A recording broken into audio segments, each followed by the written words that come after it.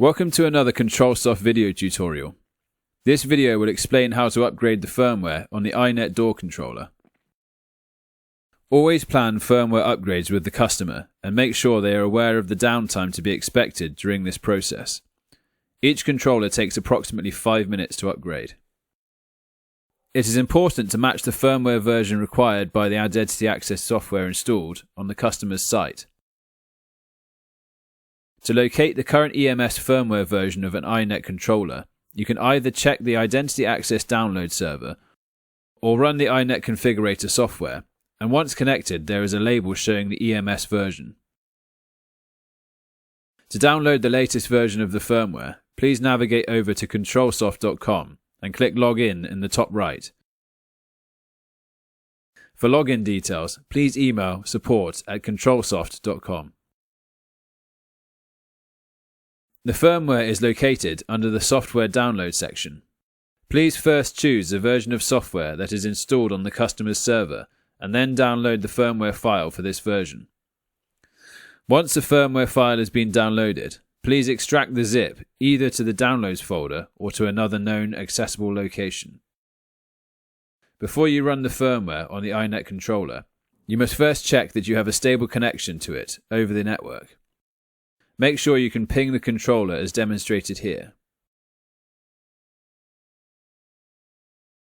We can now run the update EMS batch file from within the firmware folder we extracted earlier.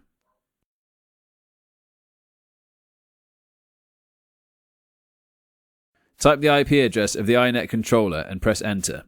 This can take from 2 to 4 minutes to complete depending on the iNet processor version and network speed. When the upgrade is finished, you will be reminded to perform a full download to this controller, as upgrading the firmware clears the iNet's database. Press any key to continue. The iNet controller will reboot. Once the controller is back online, you can either perform a full download from the Identity Access software under Setup and Controllers, or if you are logged into the IA server, you can rebuild the iNet via the download server.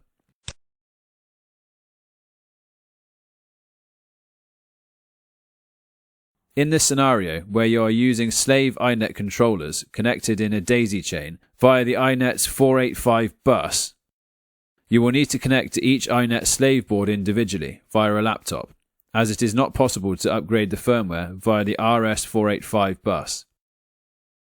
Before running the batch file on the slave controllers, it's advisable to unplug the RS485 port B connections on all of the iNets on the bus so that the system will continue to operate as normal. This will prevent downtime on the site while carrying out upgrades. Next, it's best to default the slave iNet's IP address by holding down the reset button for 30 seconds. This is because it may still be set for DHCP. Once this has been done, you can then use a laptop to connect directly to the iNet using a standard Cat5 or Cat6 Ethernet cable. You will need to set your network card settings in the same range as the default IP of the iNet, 10.0.1.200 for example, with a subnet mask of 255.255.255.0. The controller should now reply on its default IP, 10.0.1.230 when we ping it via the command prompt.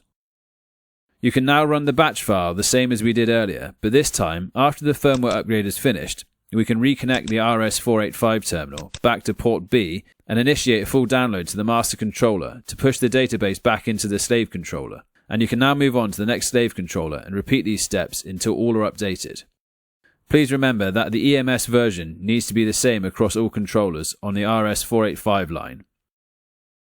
This concludes our tutorial on how to carry out a firmware upgrade on our iNet controller. If you would like to learn more about the iNet controller, you will find a link to our iNet overview video in the description box. Thank you for watching.